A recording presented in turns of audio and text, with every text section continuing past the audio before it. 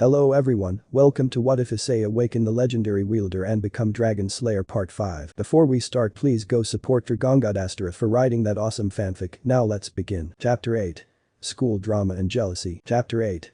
School Drama and Jealousy. Hyoudou Town, restaurant 8:30 p.m. 1 hour after the Kakabiel fight. It's been a little bit over an hour since Issei and his group have taken down Kakabiel and saved the town from being a battle zone for another great war. Issei did feel a little bad about scolding Rias about her being an incompetent kingmaster for not taking the proper procedures to protect her territory, but he knew that it was the right thing to do, since not only was Gut right about powerful beings starting to show up, but also as if the winds were speaking to him that he was soon going to be reunited with his beloved Esdeath fairly soon, and he can't have Rias or the others being as they are now, or else his hope of being with both of them would be nothing more than a pipe dream. When Issei brought Kakabiel and freed to the Grigori was a little bit annoyed that Issei chopped off his legs and probably traumatized him for life, but Issei stated that he didn't specify in what condition that Kakabiel was in and that he holding back tremendously against, since if he used his other abilities as well as the boosted gear he would have accidentally killed him.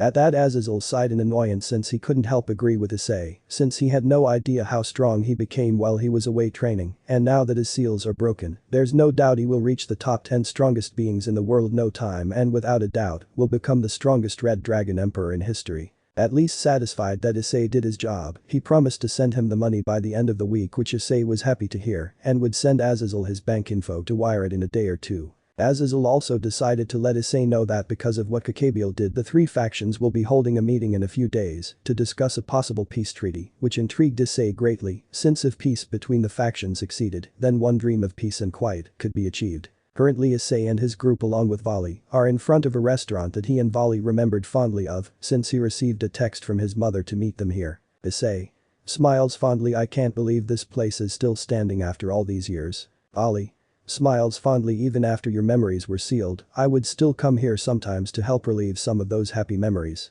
Issei chuckles. Really? I thought you would have come here because they had the best noodles that you ever had. Vali giggles. Okay, maybe for that too. Ingvald curious. Issei-san, what is this place? Issei smiles fondly. This is a family restaurant that Vali and I used to go to with our families when we were kids. Every week we would gather here to have a family dinner and enjoy each other's company. Albedo Nisan would constantly try to feed me, which was cute at first pales until it got a little weird for all of us, as well as for everyone in the restaurant who were watching. Vali smiles fondly. Issei would always ask for a strawberry sundae for dessert, and Auntie Mickey would scold him that constantly eating it was good for him. Issei smirks. Well, she didn't. I was constantly training back then, and if I remembered you would also order ramen when we came here. Vali smirks. What? They serve really good ramen and they still do. Ingvald, Urza, and Leonardo were amazed by how close Issei and Vali were despite them being supposed rivals and fated to fight.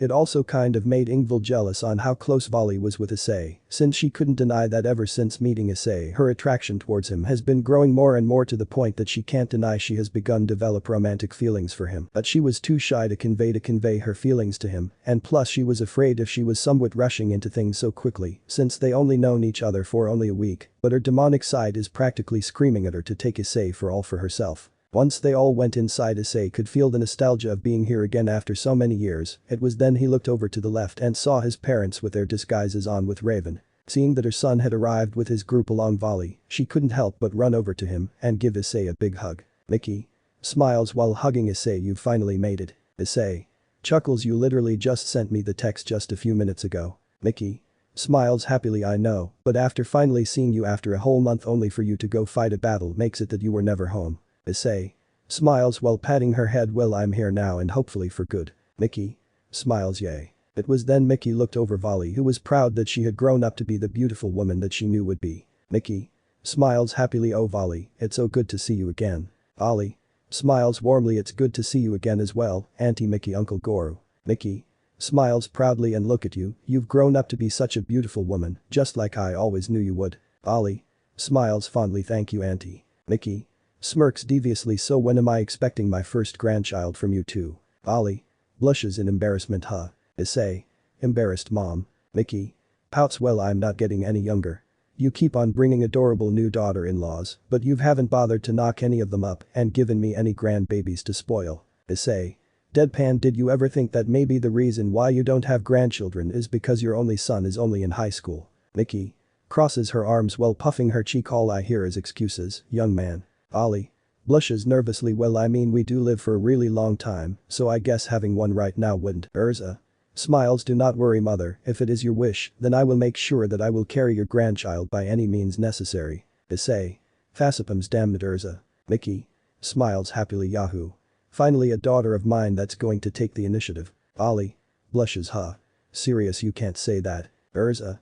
Smirks. Too late, I already said it, and besides, as a member of Issei's harem, I must help give him a child so he can have a legacy. Ollie.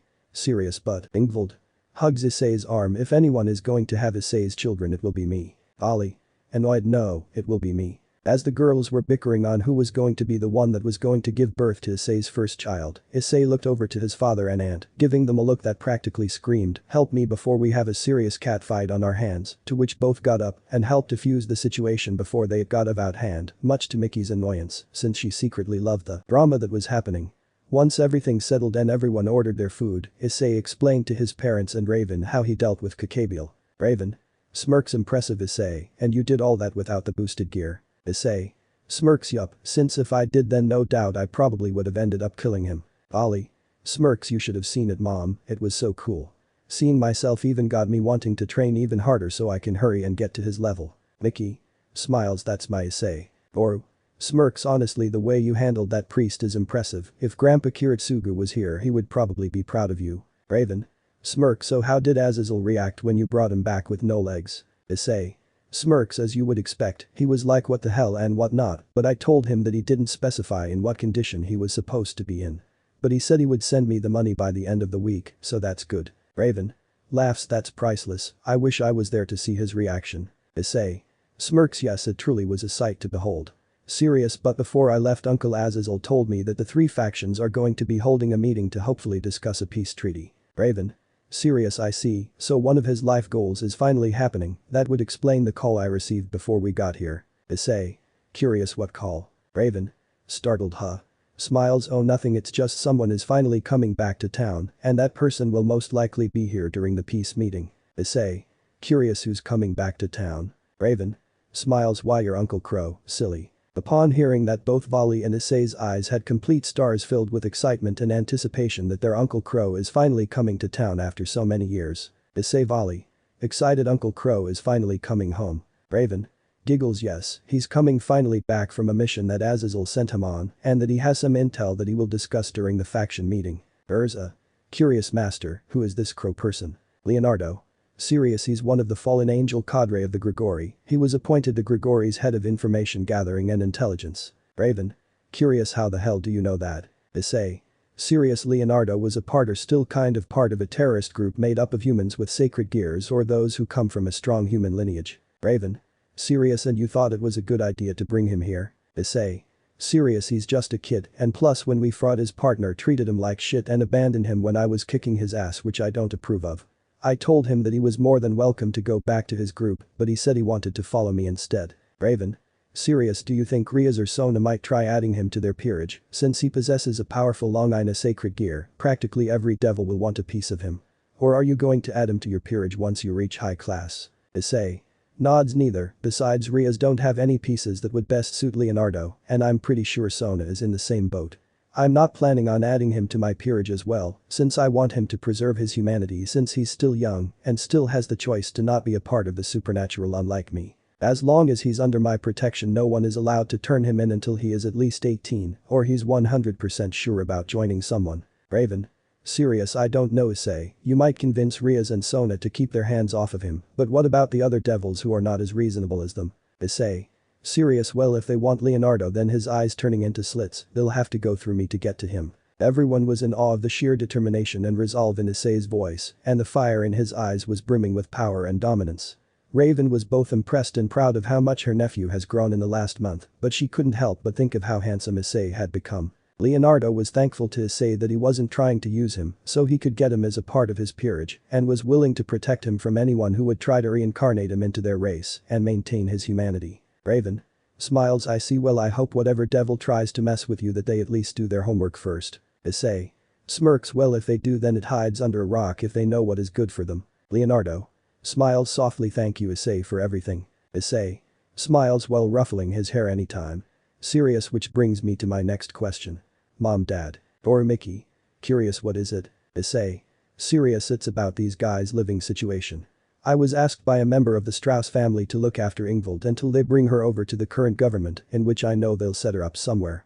I'm planning to meet with Sona tomorrow to get in contact with Serafel. As for Urza and Leonardo, they have nowhere else to go since they have no family to go to, so I was wondering if they could move in with us. Boru.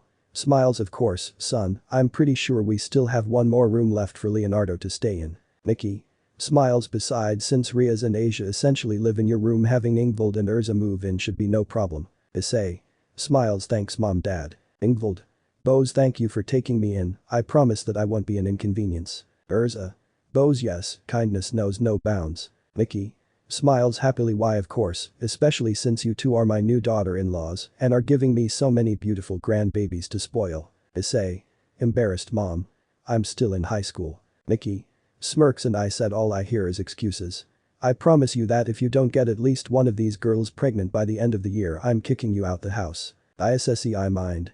Sweat drops, I swear I feel that my mom is clinically insane sometimes. Ddraig. Grins, then hope you don't get too many daughters since they might inherit that, or you could just tell her about Kunu and you would be off the hook since technically you're her new father. Issei mind. Sweat drops, yeah no, the last thing I need from Rias is demanding on how I somehow became a father in the month that I was gone. Boru. Chuckles, well before anything there's something I want to give you, Issei. Issei. Curious, what is it? Boru. Smiles, our family legacy. It was then Goru handed Issei a book. When he opened it he saw drawings and schematics of legendary weapons and their abilities. As Issei was looking at the pages he noticed a lot of the legendary weapons that he read about from stories and pop culture were in this book, like Gale Bog, Durandal, Ardonite, and even Graham and Balmig. Issei. Amazed, whoa. Dad, what is this? Boru. Smirks, this book Issei is the recorded collection of every powerful weapon that has ever walked the earth, and it has been recorded and written by our ancestors for generations. Issei. Curious, is this from Grandpa Shiru's side? Boru.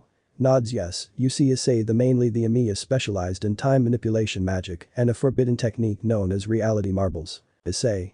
Curious, reality marble? Boru. Serious, it's a technique that centers around the materialization and projection of one's inner world onto reality. The created worlds are completely cut off from normal reality, projecting their internal landscape and sealing off the regular world. Leonardo.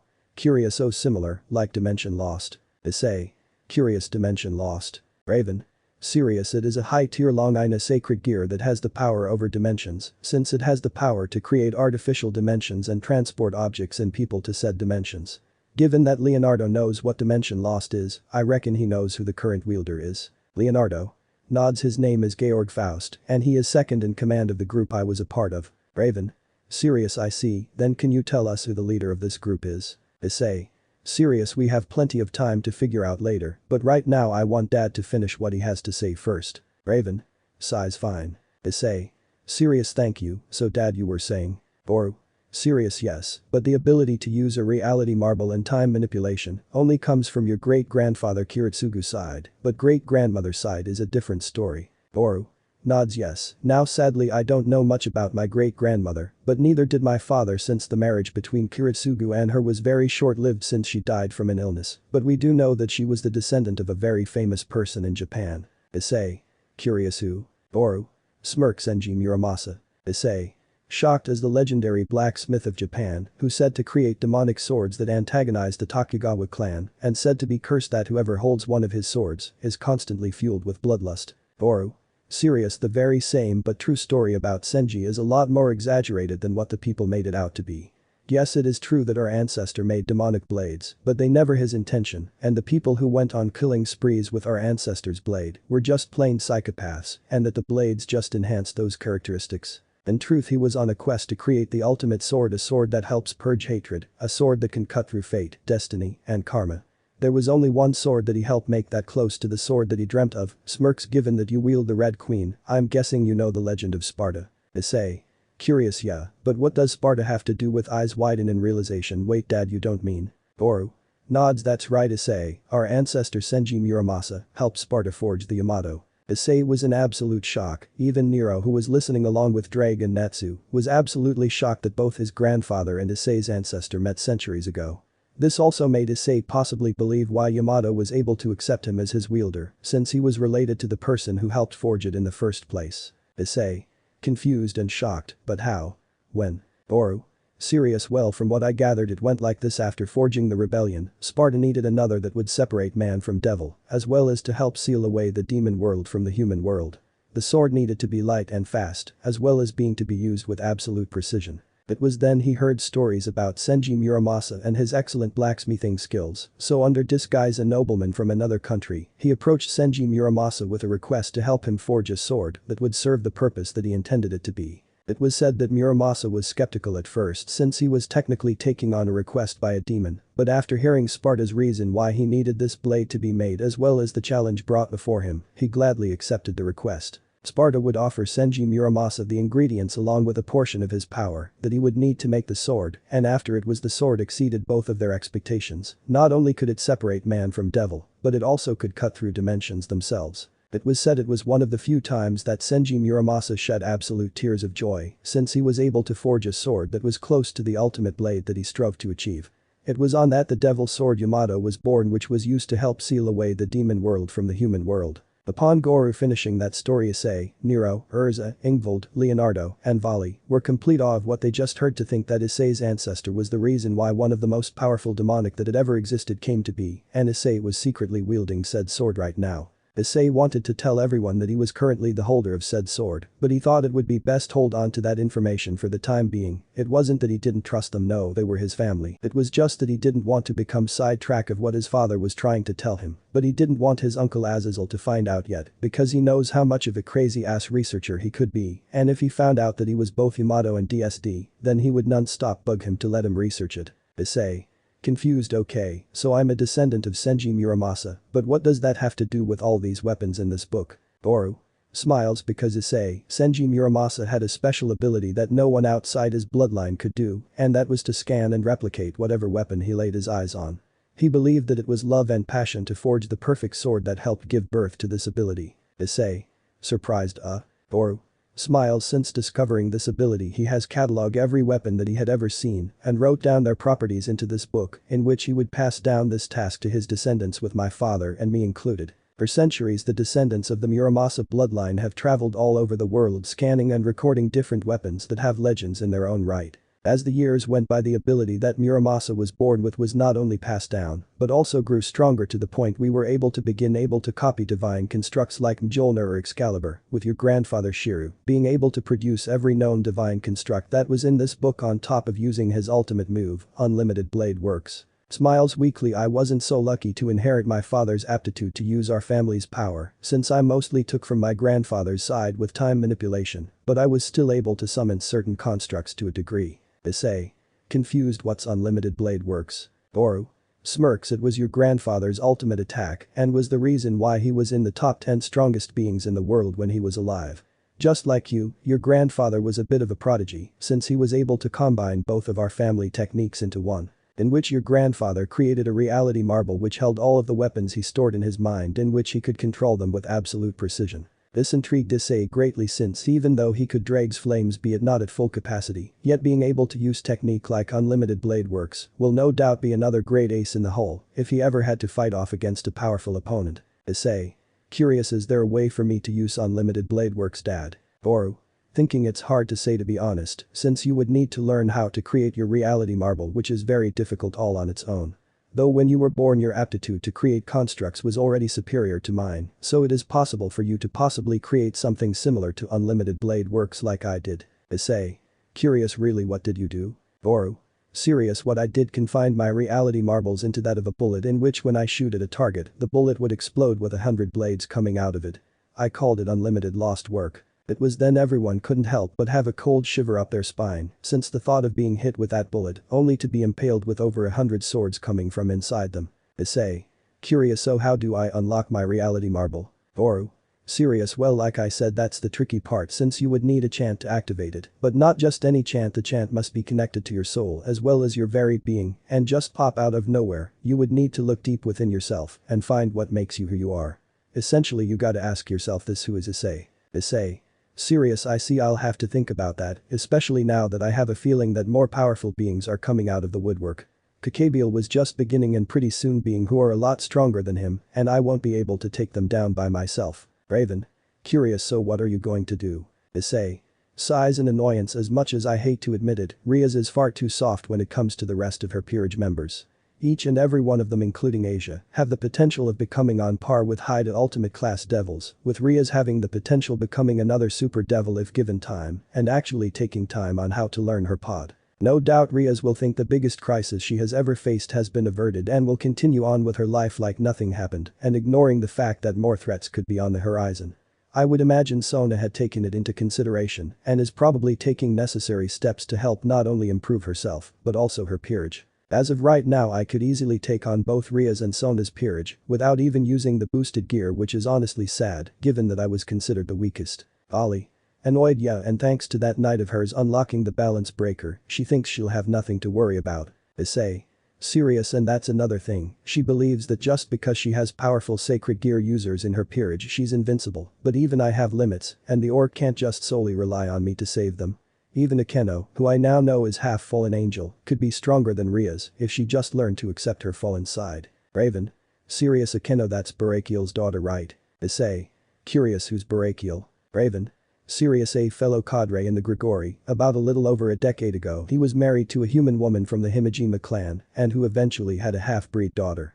One night he called in to do a mission in which while he was gone his wife was killed by the members of the Himejima clans for bringing in half-breed fallen angel into their bloodline. The daughter escaped, but she grew up resenting her fallen angel side, especially her father, since she believed that if she wasn't born a half-fallen angel, then her mother would still be alive. It wasn't until a few years later that Barakiel found out that she became a devil in the service of Rias Gremory. Issei.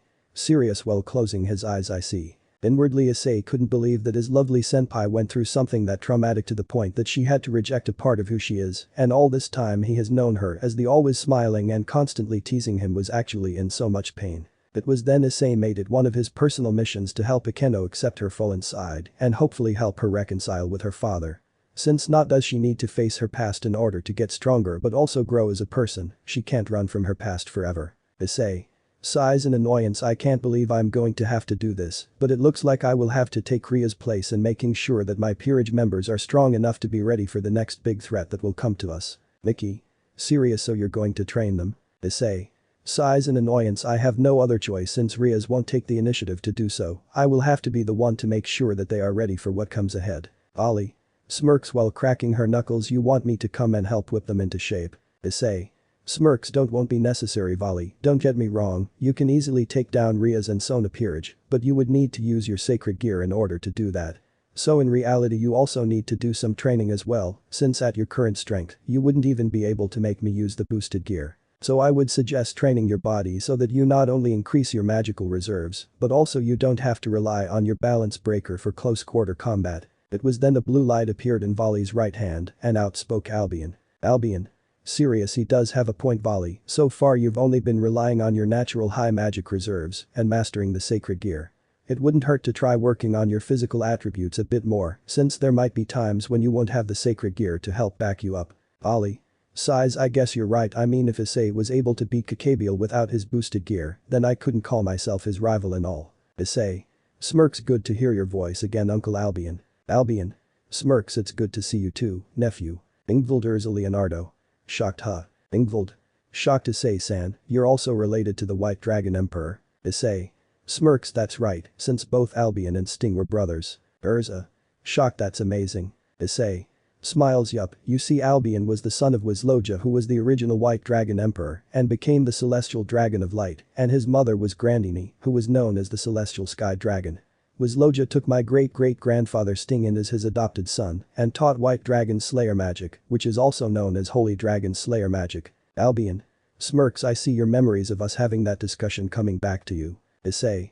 Smiles. Yup, everything is coming back to me bit by bit, hopefully by tomorrow after a nice sleep, I should have remembered everything in those 3 years. Mickey. Smiles happily. Will, I don't know about all of you, but I'm stuffed and ready to head back home. Oru. Smiles. Same here, it's been a long night for all of us. Issei. Smirks. Well, stretching, you're telling me I just literally had to prevent another great war from happening, all on top of learning on who I really am. I would honestly kill right now to at least lay on my own bed for a little while before going back to school tomorrow. Raven. Smiles. Yeah, I should probably start getting back the Grigori since Azazel does intend to stay in leader mode for very long, and of course, it will be up to me and Shemhazai to keep things under control. It was good seeing you again, Issei, and we'll probably won't see each other again until the meeting. Issei. Smiles, and I'm happy to see you again, Auntie Raven. Smiles nervously, but please don't tell Albedo niece and I unlocked my memories yet. I don't want breaking into my room or the orc to see me just yet. Raven. Giggles, okay, I'll try, but you know no one can fool her for long when it comes to you, Issei. It's like she has a sixth sense that only activates when it involves you. Issei. Sighs, I know, and that's what I'm afraid of. Once Guru paid for everyone's meal, everyone left outside the restaurant, to which Issei and Volley enjoyed the nice cool crisp air before looking at each other. Issei. Smiles, welp, I guess this is goodbye for now. Volley. Smiles, yes, but this time it won't be forever, and at least I know you remember me when I leave. Issei.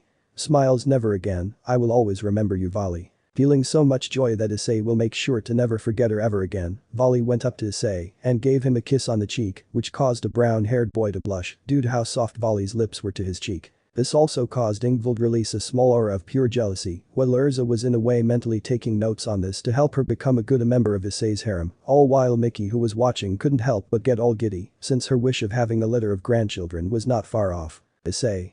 Blushes, huh? Volley. Smiles, that's to make sure you don't forget about me this time, okay? Issei. Blushes, right. But that Volley went off with Raven. Once Issei regained his bearing, he left with his group and parents back home to get ready for the craziness of him going back to school for a whole 3 months. Scene change. Kuo Academy, 7:36 a.m. Next day, it was another morning at the prestigious school known as Kuo Academy. The students were making their way through the school and conversing with their fellow students. Amongst students was Rias Gremory, accompanied by her Bishop Asia and her Queen Akeno. Now at first glance, she looked like the regular queen of Kuo Academy that everyone knew and adored, but if looked closely, she looked sleep-deprived and had bags under her eyes. The reason being that she hardly got any sleep last night. When she and Asia got home after the fight with Kakabiel, neither Issei nor his parents were home, and they didn't return home until a few hours later. When she tried to sneak into Issei's room to hopefully cuddle with him, not only was she shocked that both Ingvild and Urza were nuzzling next to him, which made her rage with jealousy, but Issei put a trap magic circle, to which every time she get close to Issei's bed, she would be transported back to her bed in her room. This annoyed her to no end since she believed she had every right to sleep next to her Issei, and she continuously tried to get in bed with him until 4 o'clock this morning, in which she gave up. Currently she was walking towards the school until she was approached by Sona, who had a sly smirk on her while being accompanied by her queen, Tsubaki. Sona. Smirks, you sure didn't get any sleep, didn't you? Rias.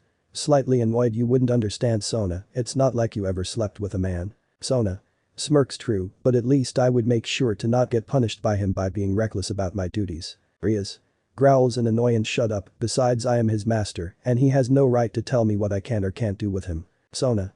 Raises an eyebrow while smirking, really?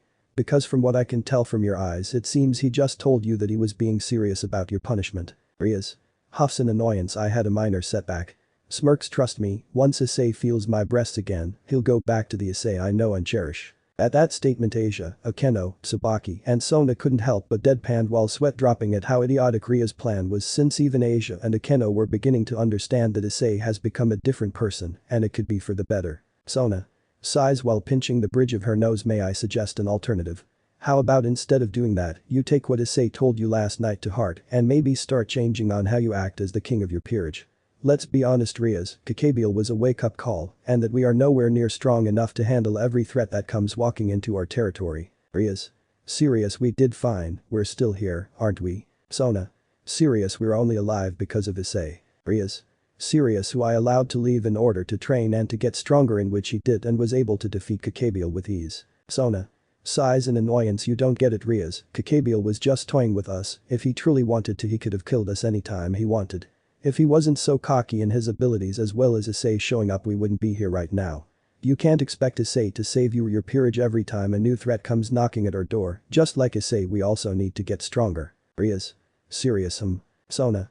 Serious, you may not see it, Rias, but at least I'm aware enough to know I'm outmatched and need to do something, and if I were you I would do the same thing before you lose your precious pawn forever. Rias was going to retort against Sona about what she just said, especially losing Issei forever, but she could say anything. They were interrupted by the sound of a motorcycle approaching the school. Vroom. Everyone. Shocked, what the? It was then a person who was wearing the Kuo's Academy boy's uniform and a steel black motorcycle helmet while riding a strange demonic-looking motorcycle parked in the small parking lot next to the school. Sona, not remembering any student in this school who drove here to school, decided to confront the mysterious person. Sona. Serious, who are you and what are you doing driving that on school property? It was then the person removed the helmet, which revealed a handsome young boy with long spiky brown hair with silvery white fringes at the ends of it and had golden eyes. This of course made the females who were watching the scene begin to squeal while blushing in joy that another possible prince had transferred to their school, though some of them said that he might be a king more than anything, since he was possibly even cuter and handsome than Kiba. But of course to Rias, Akeno, Asia, Tsubaki, and Sona, the person in front of them was none other than Issei Hyoudou. Sona. Shocked Hyoudou, when did you get a motorcycle? Issei. Smirks, while I was away, it's good to see you again as well, Kaichu. Sona. Serious, do you even have a license? Issei. Blinks in confusion, well yeah, don't you? It was then Issei reached into his pocket and pulled out his license, which surprised the girls since they didn't think Issei was smart or capable enough to actually pass the driver's exam and get a license. Rias. Shocked Issei, when in the seven hells did you get a driver's license? Issei. Raises an eyebrow, I did have a life before you, Rias. Ddraig Natsu Nero. Smirks, a baddest one. Issei mind. Smirks, damn straight I did. Rias. Serious, Sona. Serious, well even though you have a license, you can't just park your motorcycle here without permission from the school. Issei. Smiles sheepishly, yeah I know, but the thing was I was at the bank to sort some things with my account. But when I saw that I was going to be late, I decided to drive here in hopes to make it on time. Serious, but since I have you here I wanted to ask you something, Kaichu. This surprised the girls since they wouldn't expect Issei to ask Sona for something. Even Sona was shocked that Issei was requesting something from her, since before he would do anything in his power to make sure he was nowhere near his radar. But that was mostly due to avoid getting in trouble with Sona for peeping on the girls of the kendo club. But now that Issei wasn't a complete pervert anymore, as well as not going to peep on the kendo anymore, he wasn't afraid of Sona anymore. But Rias couldn't help but be extremely jealous that her precious Issei was going to ask Sona for something when he could have just asked her. Sona. Curious, really? What is it that you want, Hyoudou? Issei. Serious, I was hoping that you could contact your sister for me. Sona. Shocked, my sister. Now Sona loved her sister with all her heart, but the thing about Serafal was that she was extremely overbearing and childish, that it can be too much for her to handle. So for Issei to ask her to contact Serafal means that it must be something very important, but if she was going to have her day ruined, then she was going to get something out of it. Issei. Serious, yes, I need to discuss something about something serious with her. But I also wanted your help with something. Sona. Serious, I see, but if I'm going to bother my sister and drag her away from her duties as the Devil King, I'm going to need something in return. Issei. Smiles, I see, in that case how about I grant you one favor?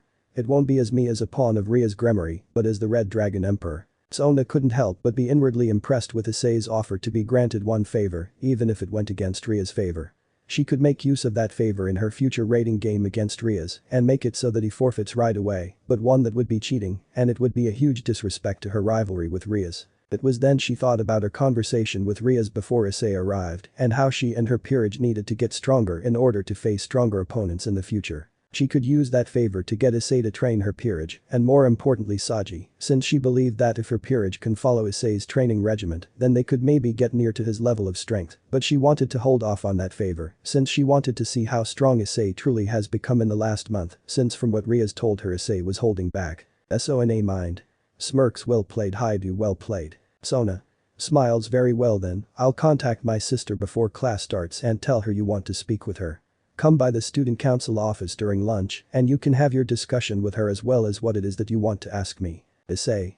Smiles, great, I'll see you at lunch. As Issei was about to walk away to head back to his class, Rias called to him, in which he mentally sighed since he could only guess that the woman that he loves could ask him. Rias. Serious Issei. Issei looks at Rias with a neutral expression. Yes, Rias. Rias was a bit surprised about how neutral Issei's expression was when he responded to her, but when he called her by her name, it made her tighten a bit as well as causing her to blush once more since she still couldn't believe how handsome Issei has become since he left. But nevertheless she wanted to know if he was going to still come to the orc and hopefully explain what he did while he was away. Rias. Blushes shyly, will you still be coming to the orc after school today? It was then Issei gave Rias a soft smile which made not only her but also Asia, Akeno, and the rest of the girls who were watching blush up a storm because of how charming he looked. Issei. Smiled softly, sorry not today Rias, but tomorrow I'll return to the orc. I just want a day to get used to being back at school. I hope that you understand. Rias. Blushes, right of course, I'll see you in the club tomorrow then. Issei. Smiles warmly, then it's a date then, see you around Rias. Scene change. Kuo Academy, Class 2A. When Issei entered the classroom everyone turned to him with pure shock since rumors about his new look had already spread like a wildfire. The girls in his class began to blush and cheer that the pronounced king of Kuo was in their class, while the boys with his friends Motohama and Mitsuda were glaring and cruising under their breaths that the new pretty boy was in their class and was gonna steal all the girls. Issei upon seeing everyone's reaction sweat dropped since he more or less guessed that this was gonna happen, but in the end decided to ignore them and make his way to his seat, which surprised everyone on why the new person was seated where the perverted beast seat that was until teacher spoke up. Serious you sir, I don't think I've seen you before and I wasn't informed that we were receiving another transfer student. Issei. Curious ISSEI mind. Curious we're having new transfer students. The person that called out to was an extremely beautiful woman, with her body proportions being that only described as just about perfect. She has long purple hair and red eyes and wore a standard female teacher's attire of a black dress jacket with a matching skirt along with a white dress shirt underneath as well as glasses. She also wore black knee-high socks and black dress shoes. This woman was Ms. Scotty who was Issei's homeroom teacher and the one who mostly reported about Issei's and his friends' perverted behavior and sent them to the student council for punishment. But when Issei saw and thought of her name there were two things that both he and his partner teachers noticed. Issei natsu Ddraig nero mind. Serious she's not human. Issei. Curious smiles don't you recognize me, Scotty-sensei? It's me Hyoudou Issei. Scotty. Blinks in confusion blushes while being shocked Everyone. Shocked Everyone was completely shocked that the new possible king of Kuo turned out to be the infamous perverted beast of Kuo. Everyone, especially the girls, were almost in complete denial that the charming boy in front of them as well as fantasized of being with was actually the biggest pervert that possibly in the entire world. After getting over her initial shock of how much her student had changed in the past month, Scotty-sensei regained her composure and decided to regain control over the class. Once everyone settled down and sat in their seats knowing that class was about to start. ISSEI mind. Curious why does Scotty-sensei's name sound so familiar? I felt like I saw it in the journal that dad gave me last night. Scotty. Serious now then looks at Issei. Mr. Hyoudou, do you care to explain why you were away for over a month since the student council was not very clear on the reason for your absence? Issei. Serious well you see about over a month ago I got into a fight with someone who I should have easily lost to, but he was arrogant and cocky, which earned me my victory. But it wasn't until after I defeated him I realized that I won by sheer luck and that no doubt once people will find out that they beat him, others will come to me to test theirs and let's just say that some of them don't follow the rules. Once I came to that conclusion I left town to train both my mind and my body in order to be ready to fight off the guys who were gonna eventually come after me. When Issei finished his reason why he left in the first place everyone was shocked that Issei not only got into a fight, but he left in order to go train so that he could properly defend himself. Even his friends Mitsuda and Motohama couldn't believe what they were hearing since they never heard of Issei getting into a fight with someone and winning. Asia stood smiling softly since she knew what Issei meant and that he was essentially telling the truth for the most part. All the while Scotty maintained her neutral expression, but she inwardly impressed by that her student left in order to train and she can tell from the look in his eyes that he did not slack off one bit and as a result has a lot of power within but could tell that her student has a lot more potential inside of him if he keeps up with his training. Skadi mind. Curious maybe he's the one that could actually give me a challenge. Scotty. Eyes narrowed now would you please tell me why you got into a fight with this person in the first place? Issei. Serious simple he made someone I care about cry and I don't want to see that person cry like that ever again. This shocked everyone in the class since Issei was fighting for someone that he cared about, even the two kendo captains Murayama and Caddis were essentially speechless that Infamous was fighting for someone else's sake. Scotty. Serious I see well I hope that you won't go around causing trouble since bringing you and your friends in for peeping is more than I can deal with. You'll have to go to the student council office to retrieve the work that you missed during your absence. Issei. Serious of course Scotty-sensei, I am actually planning going to the student council office during lunch to retrieve whatever work I missed. Scotty. Serious I see, well at least you seem to be taking things a bit more seriously than before. Now class before we begin I want to announce that we have two new transfer students that will be joining us today and I want you all to welcome them and treat them nicely. Looks to the door you two can come in now. When Scotty gestured to the students waiting outside the guys began to cheer that the two transfers were girls. But Issei was more surprised in the fact that he recognized one of the girls that was transferring to his class. The first person was Zenobia which surprised Issei since he thought she would have returned to the Vatican by now. While the other was a beautiful young woman with violet eyes. She has long chestnut hair that is tied into twintails, each held with a blue scrunchie. She wore the Kuo Academy girls' school uniform with black short shorts under her skirt and with an addition of white sneakers with blue accents. But when Issei saw her he couldn't help feeling that he knew her from somewhere but couldn't put his finger on it. Scotty. Serious now then, will you two introduce yourselves? Zenobia. Serious, my name is Zenobia Corda and I came here from Italy. Irina. Smiles happily, my name is Issei Hyoudou and I actually used to live here a long time ago, but now I'm back. As soon as Issei heard her last name Hyoudou, he finally put the pieces together of who this girl was. Last night on his way home with his group, his mother told him that a few days ago his childhood friend Rin-chan came into town with Zenobia, which surprised Issei since he previously met Zenobia in Kyoto, which also meant that the partner that Zenobia mentioned was actually Irina. But the part that shocked Issei the most during that conversation was that when he asked his mother about how was he's doing, his mother corrected him and said that Rin-chan was a girl and always has been since forever. Now seeing that his mother was not fooling him, Issei couldn't believe that his oldest childhood friend who he thought was a boy grew up to be an absolute babe. It was then Issei stood up from his desk with a shocked expression plastered on his face. Issei. Shocked Rin-chan. Irina. Curious, do I know you? Issei. Shocked while pointing to himself, it's me Issei. This caused Irina to blush madly since when she was finally healed from her injuries from the attack from Fried and Kakabiel, her partner friend Zenobia told her how Issei came back and saved Kakabiel single-handedly. She remembered how Zenobia told her how handsome he became when they briefly met in Kyoto. But now seeing him in person was a whole different level. She couldn't believe that the boy that she had a crush on since childhood had become so handsome since the time they were apart. Irina. Blushes Ice-kun. Mitsuda. Annoyed, hey, why is my future baby mama talking to your pretty boy ass? Irina. Blushes shyly, well that's because Issei was my childhood friend before I moved. Scotty.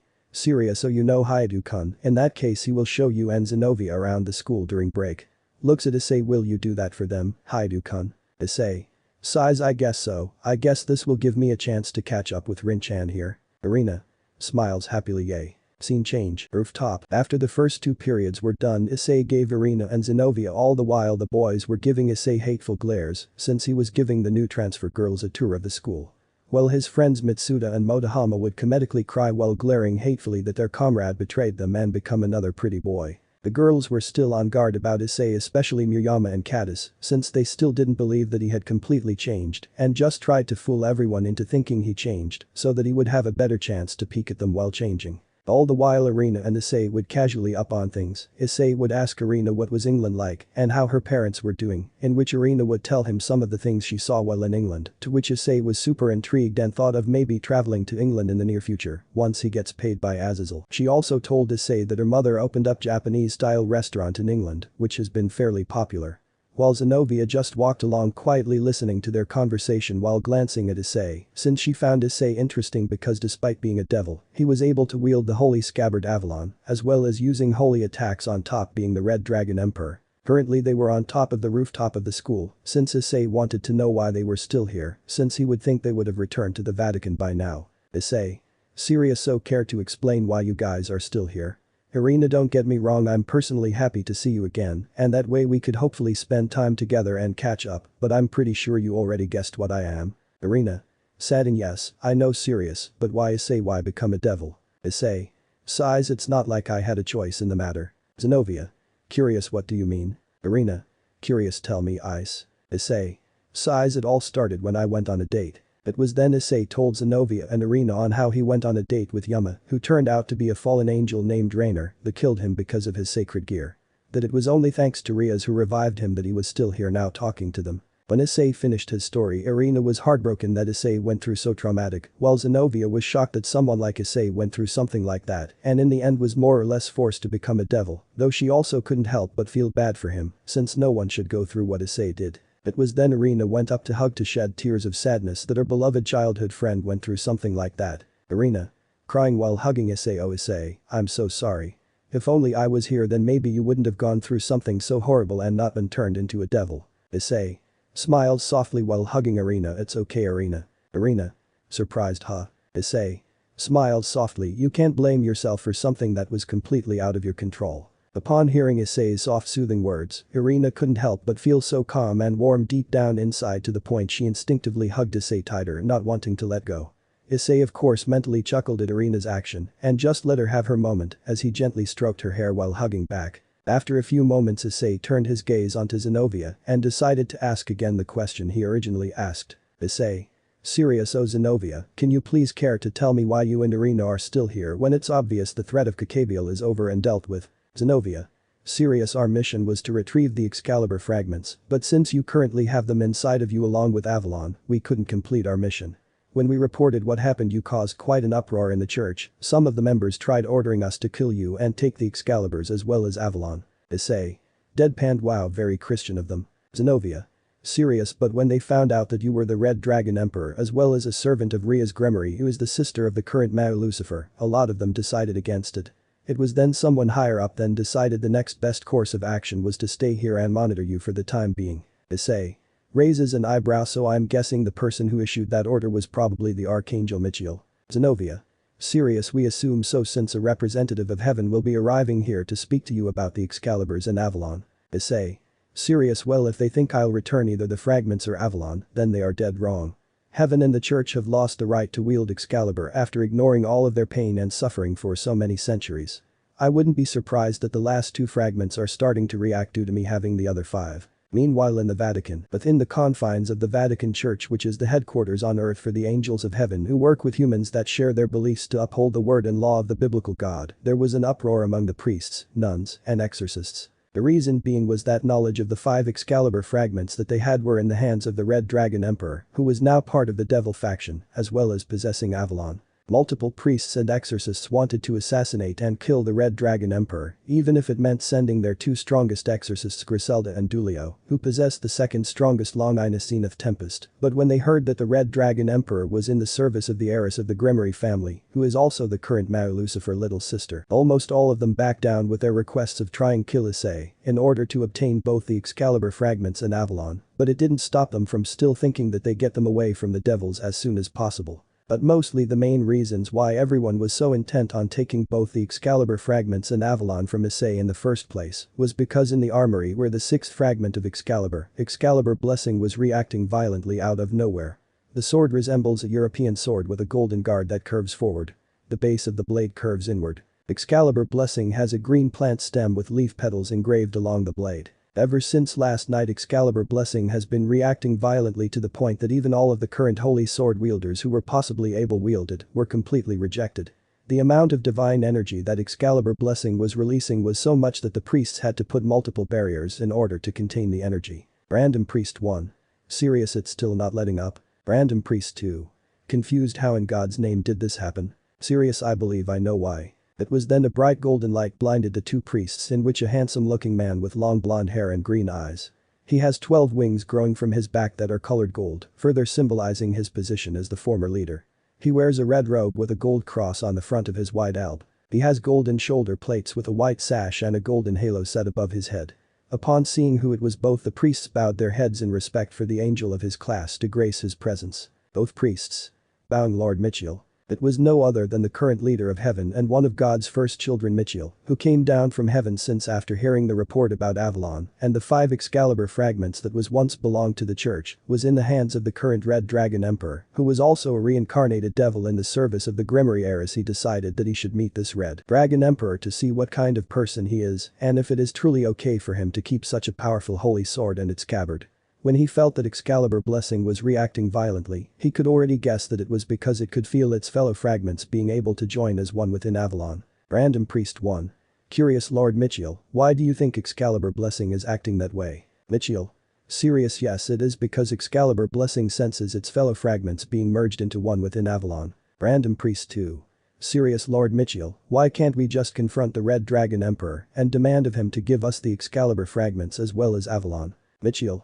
Serious, because this Red Dragon Emperor seems different from the others, even though he is powerful according to my sources, he doesn't seem to be power hungry and corrupt like the others, despite him being turned into a devil. Random Priest 1. Serious, but Lord Michiel surely believes leaving such powerful and divine relics within the territory of the devils is at least concerning. Michiel. Serious, I do agree that it is concerning, but I rather not jump to conclusions before knowing who this particular person is, since if we were to attack this boy, then not only will we be starting a war against the devils, but also we would enemies of possibly every future host of the Red Dragon Emperor, which is honestly equally as bad as having intense hostile relations with devils. Michel mind.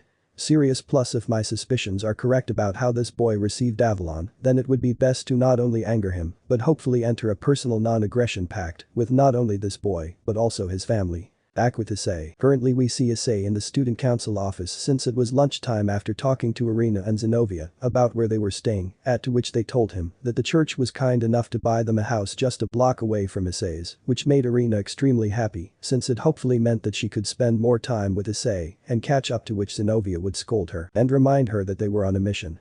In the student council office, Issei saw the members of Sona's peerage with Saji giving Issei jealous glare since he was just scrawny pervert just a month ago, and now not only he's gotten the attention of every girl in school, as well as becoming like 100 stronger than him, of course Issei's sweat dropped and casually ignored his glares. Though Ddraig told him that Saji has one of Vritra's sacred gears and that Natsu told him that Vritra was actually Skidrum's student. When Issei asked who was Skidrum, Natsu explained that Skidrum was the celestial dragon of shadows and darkness and was the adopted father Issei's great-great-grandfather Rogue, which completely mentally made Issei's mind explode that he was technically related to not only one, but also two celestial dragons. But this also made Issei interested in maybe helping Saji out a bit since he was technically a fellow dragon. He thought it was his duty to help him get stronger so he could become the best version of himself. He also thought of asking Azazel if he knew where the other pieces of Vritra's sacred gears were so that he could possibly insert it into Saji in hopes to fully revive Vritra. But of course that would have to wait since right now he had more pressing matters to attend to, and that was to talk to the woman or girl in Sona's chair. The person sitting on Sona's chair is a beautiful girl, looking in her late teens with black hair tied into twin tails and blue eyes. She also has a childlike body, albeit with large breasts. She wore a pink magical girl's clothing with a magic wand and all. Despite her childlike figure and personality, Issei could tell she was definitely powerful, though not as powerful as him, but enough to give him a challenge for sure, in which he no doubt could say that this person was no other than Seraphol Leviathan. When the girl saw who was walking through the door, she couldn't help but have a slight blush on her face on how handsome the supposed perverted Red Dragon Emperor was. Originally when Sona asked her to come to the school since the Red Dragon Emperor wanted to speak with her, she was very skeptical since she heard and read about the type of person Issei Hyoudou was. Seraphol then started to question Sona on what did Issei do to convince her sweet Sotan to make her come to the human world, in which Sona replied that Issei would grant her a favor as the Red Dragon Emperor and not as Ria's pawn. Of course this the current Mao Leviathan curious since she knew how her sister loved racking up favors since she never knew when she could use a favor that would help benefit in the long run, but nevertheless she was on guard about Issei and his intentions with her Sotan. Issei. Bose, you must be Seraphol Leviathan, it's a pleasure to officially meet you. I am Issei Hyoudou, a pawn in the service of Ria's Grimoire, as well as this generation's Red Dragon Emperor. Seraphol. Smiles, I can see that, and as you already guessed correctly, I am the Devil King Seraphol Leviathan. Curious, but before we continue on to why you wanted to speak to me, I must know something. Issei. Raises an eyebrow, what that might be. Seraphol. Curious, if you wanted to speak to Mao, why not ask your master Rias since you already know she's related to Surzich's Lucifer. Issei. Sighs, that is somewhat complicated, Lady Leviathan, and it is something I rather not discuss.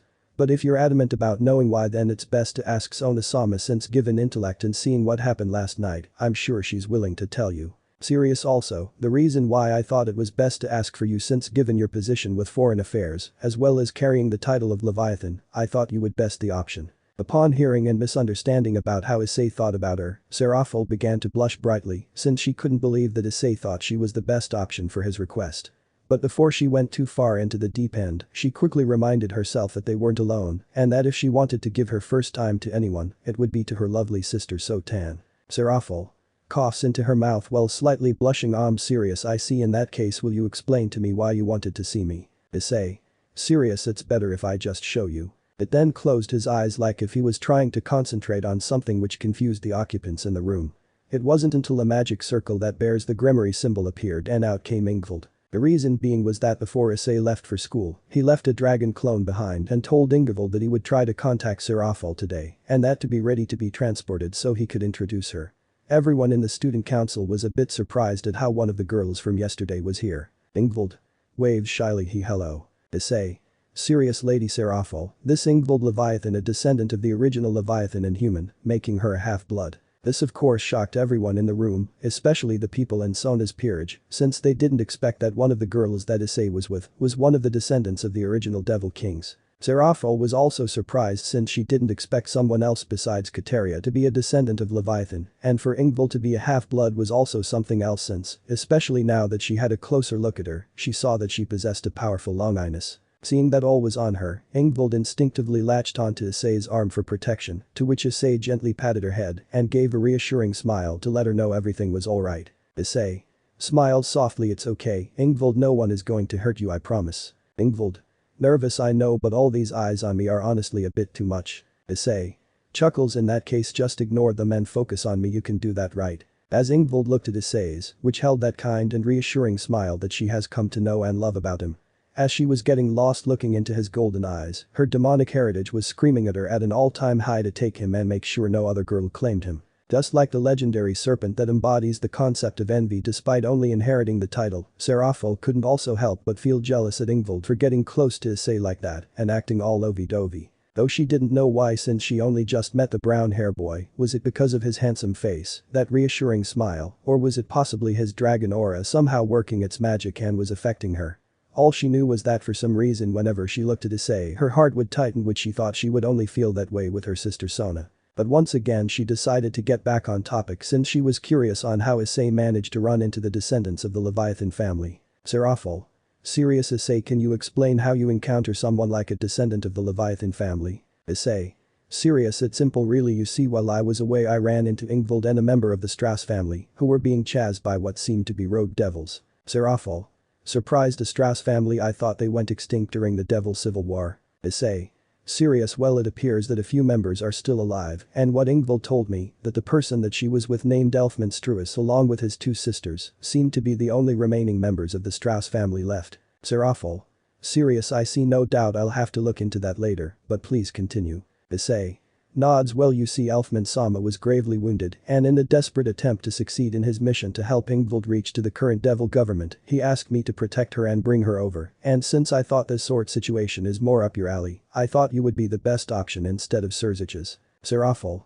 Serious, I see, I can see the logic in your decision to contact me instead of Serzich's, since he would most likely just call for me to help take care of this. Sighs. Normally I would just ask Ingvild to come with me, but I would need time to inform the other Satans about this, since a descendant of the original Devil Kings coming over to our side will surely cause an uproar within the community. Curious, where is Ingvild currently staying right now? Issei. Serious, she is currently staying with me at my house for the moment. Seraphol.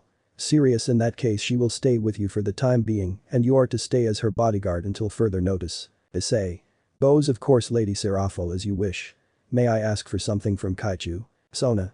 Curious, what is it, Hyoudou? Issei. Serious, if you remember there was something I also wanted to ask you as well. Sona. Curious, and that is? Issei. Serious, I was hoping you could help get both Ingvild, Urza, and Leonardo enrolled into Kuo. Sona.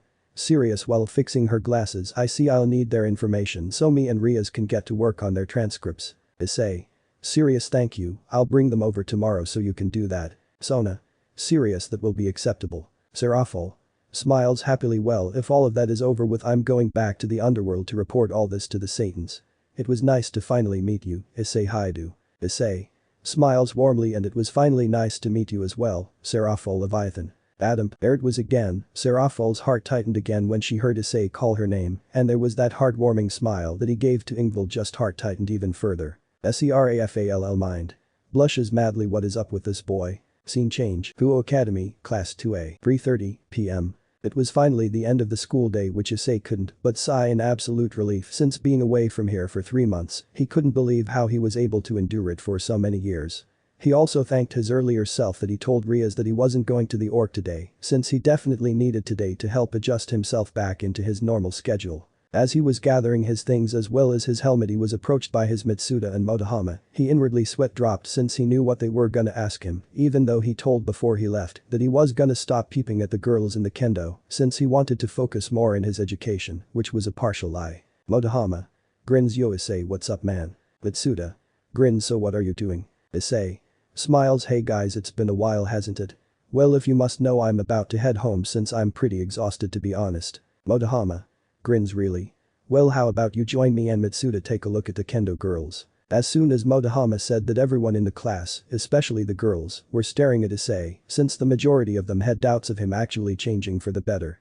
Even though Asia accepted Issei for who he was, she was also curious on how Issei would respond to his friend's request. There was Irina who was also waiting for Issei's response, since a lot of the girls during lunch and PE were trying to warn her and Zenobia about Issei's perverted nature and how he and his friends would constantly peep at the kendo girls, which shocked Irina greatly since she didn't expect her childhood crush to grow up to be such a pervert. Then there was Ms. Scotty who was also curious on what Issei's response was since she thought with all that training he put in, he would hopefully learn to turn down his pervertedness a notch or two. After a minute to which seemed like an eternity, Issei finally gave his response. Issei. Serious, no, like I told you guys before I left that I was going to stop peeping and being a complete perv so I can focus on my studies and education, and I meant it. So sorry, if you want to peek at the kendo girls then go ahead because I'm not interested. That statement left the boys speechless since they believed that this couldn't be, that this was their best friend and fellow pervert in arms and that he was brainwashed or been replaced by some pretty boy trying to take over Issei's life. All while the majority of the girls were mentally cheering in absolute joy that the infamous perverted trio has hopefully been reduced to just a perverted duo, along with Irina, who mentally sighed in relief that her childhood friend crush wasn't the pervert that everyone told her he was. Even Scotty couldn't help but sigh in relief that one of her more troubling students decided to stop with his perverted antics and focus more on his education, as well as hopefully his training. But while the other girls were cheering, two girls in particular were glaring at Issei with annoyance. The first girl was a young girl with golden eyes and long brown hair. She wears bangs, with long strands hanging down on either side of her face. At the back of her head she wears a red ribbon on the left and right, creating two ponytails. The second was another young girl with short pink hair and brown eyes. She wears a white headband. Of course this was no other than Murayama and Caddis, who were part of the kendo, as well as the main victims of Issei's and his friends peeping. Even though they also heard Issei deny Mitsuda and Motohama invitation to peep on them, they still weren't convinced that he has changed for the better. It was then they both went up to Issei to get to the bottom of why he was acting this way. Murayama Caddis. Annoyed, hey Hyoudou. Issei. Raises an eyebrow, yeah, what is it, Murayama Caddis? Caddis. Annoyed, out with it Hyoudou, you're just pretending to not be perverted so that we would let our guard down so you peep on us more. Issei. Sighs in annoyance, look, I don't care if you don't believe me or not, but what I'm saying is the truth. I'm done peeping since I have better things that require my attention. Murayama. Annoyed, so what, are we not good enough to peep at anymore? More or less seeing what was kind of going on with these two, Issei out a gentle smile which caused both Murayama and Caddis, as well as the majority of the girls in the class, to blush of how charming Issei looked. Issei. Smiles softly, on the contrary, you two are perfect just the way you are. It was then Issei gently grabbed both of their hands, which made both Murayama and Caddis have an atomic blush on their faces. But as soon as Issei touched both of their hands, he could sense that both of them had something sealed inside of them, with one of them for sure being a sacred gear. Issei mind. Curious, it looks like Caddis has a sacred gear, not sure it would be considered a long dias or not, but definitely powerful. Murayama has something like a dragon inside of her, a possible dragon-type sacred gear, maybe. Whatever the case, maybe I shouldn't do anything that would make them be thrusted into the supernatural. Issei. Smiles softly, in reality whenever I went to peep on the kendo girls, the only ones that caught my eye were you two. Murayama Caddis. Completely red, huh? Issei. Smiles warmly, it's true, you two were the only ones that I ever looked at, and whenever you two were absent, I didn't go out to peep on the rest of the kendo girls, since I didn't find any of them as attractive as you two. Whenever I said I wanted a harem, I would hope that you two would be a part of it. I understand my chances of that happening with you two are now probably ruined and non-existent due to my perverted actions in the past, and I will admit that a part of me will miss seeing you two in all your glory, but I need to stop putting childish dreams behind me and move on to a goal that I know I can achieve. But that being said, Issei let go of both Murayama and Caddis's hand and left the classroom, leaving blushing and stuttering Murayama and Caddis behind, though inwardly knowing that what he did might backlash in the near future, but decided not to think about it. Everyone was shocked on how smooth Issei was dealing with the two kendo captains. Ddraig, who was inside the boosted gear, was completely gobsmacked at how he got two girls that hated him the most wrapped his fingers, while Natsu and Nero laughed at Draig's reaction. It also made the legendary dragon growl in annoyance and jealousy, since at this rate he could possibly have Tiamat fall for him, which at that point Ddraig would officially have gone insane, and that he thought being trapped within a sacred gear would be the worst form of punishment of his life. Meanwhile, Mount Olympus, Greece. Within the country of Greece lies the mighty Mount Olympus, home to the Greek gods of Greek mythology.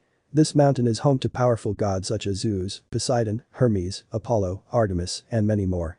Within the many rooms of this mountain sat a woman possessing a face of unearthly beauty and had her blonde hair decorated with flowers. Her figure is extremely voluptuous, with very large breasts and wide hips. She wears traditional Greek clothing that just barely covers her nipples, behind, and privates. This woman was of course no other than Aphrodite, the Greek goddess of love, beauty, sex, pleasure, and passion. She was smiling fondly at the picture she took with the current Red Dragon Emperor Issei Hyoudou. Ever since meeting the brown-haired goddess couldn't get the man she declared as her one and only lover out of her head. The words that he spoke to her, his looks, his aura that radiated nothing but kindness, and the burning passion within those beautiful eyes of his, made the goddess grow a deep love and passion for Issei. This feeling that she had was something she hadn't felt in centuries, since she first met the first love of her life Adonis. It was honestly to the point where Aphrodite thought that maybe Issei was a reincarnation of her long-lost love. Aphrodite smiles fondly. I think it's been almost long enough, right? No, I'll wait since I don't want him to think I'm rushing into things and end up blowing it. Bites her lips, but a person like him doesn't show up once every millennia, and with a face like that, no doubt women from different factions will line up to be with him. Sighs in annoyance. How is it that I, a goddess of love, is having trouble with something that should be natural for me to do as breathing? Smirks Aphrodite. My darling, I have returned. Aphrodite mind. Rolls her eyes in annoyance. Oh no, not him. Of course Aphrodite's happy moment was interrupted by the person who came into her chambers. The person was a handsome man wearing an all-black chest plate and black pteryges, skirts worn by Greek Roman soldiers. He is shown to be having spiked shoulder pads that hold his cape in place and forearm cuffs that have spikes. He had red eyes. He also had a fade buzz cut and had a clean beard. This man of course was Ares, the Greek god of war, as well as the child of both Zeus and Hera, who are the two rulers of Mount Olympus.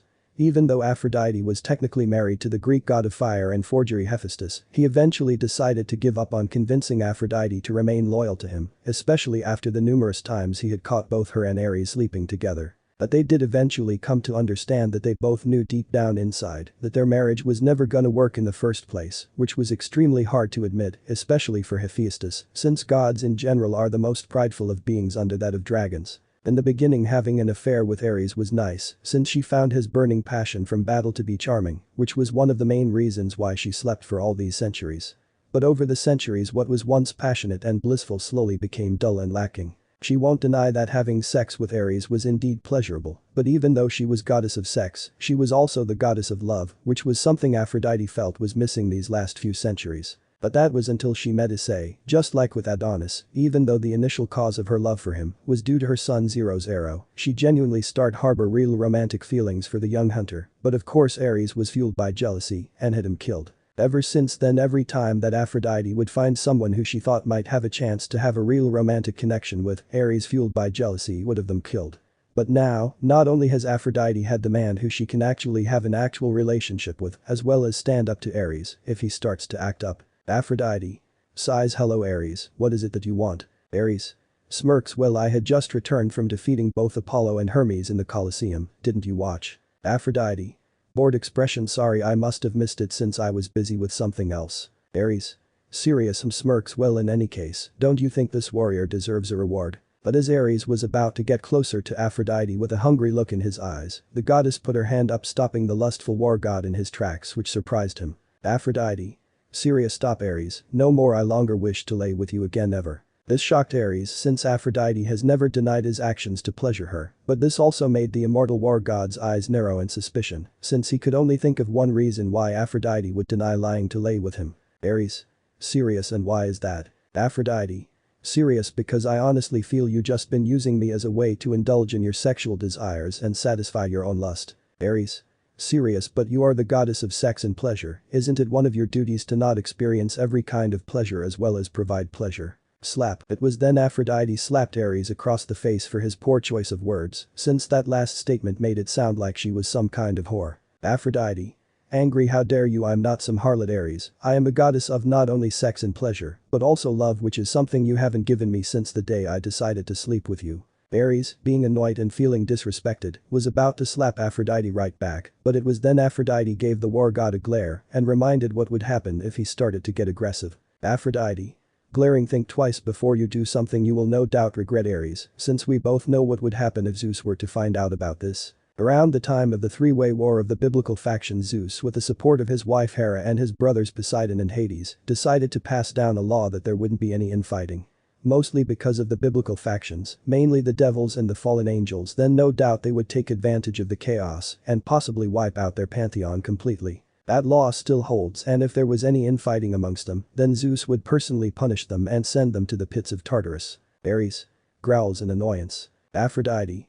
Serious, you may be on par within the top 20 strongest, but you are still no match for Zeus. Ares. Annoyed by Aphrodite's statement, he looked over to his right and saw that Aphrodite's phone was on, and from what he could tell from the angle that Aphrodite was looking at a picture before he came in.